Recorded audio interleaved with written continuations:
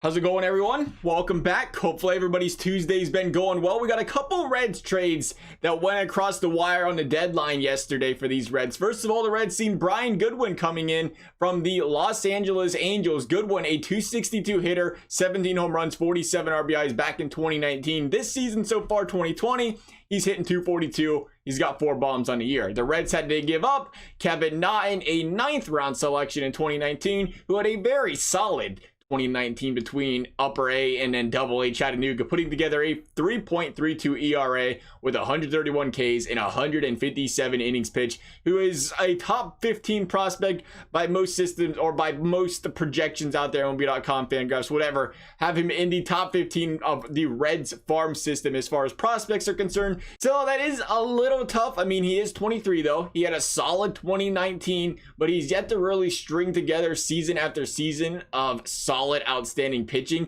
But again, he's a prospect, and as we know, it may be a few years until we see how this turns out. But the Reds also added a player to be named later, which is essentially just a player not on the team's 60-man roster at the moment, who will be dealt after the season. The Reds having a plethora of outfielders, though, it makes me question it a bit, right? I get it. I think the issue here is you look at this Reds outfield, they have all these outfielders. You look at this third of the season, it's like, what are you going to do with all these outfielders? How are you going to get them all playing time? Well, now a lot of them are struggling.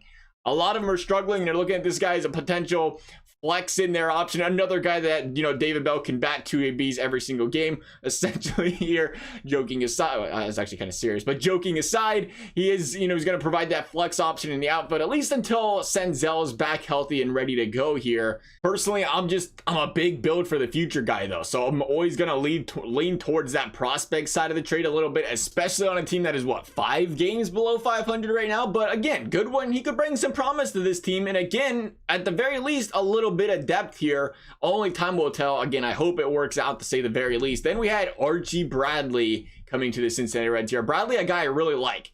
Big fan of this trade by the Reds. He's been a solid in the back of the end of the bullpen type of guy for these D-backs for a few years now. And as we know, the Reds have struggled mightily in the pen this season. So any guy who can help bolster the back end of that bullpen is a huge win here, and who's under team control again through next season. So hey, if he can wiggle his way into that 7th, 8th, or 9th inning, whatever, it's nice to know that the Reds can carry that over into next season as well. The Reds ended up giving up a struggling Josh Van Meter and prospect Stuart Fairchild, who is regarded as an above average runner and outfielder, currently 24 years of age, who was drafted in the 2nd round of the 2017 draft, who batted 264 combined in Daytona and Chattanooga last season, dinging 12 home runs, 54 RBIs. Again, we'll see.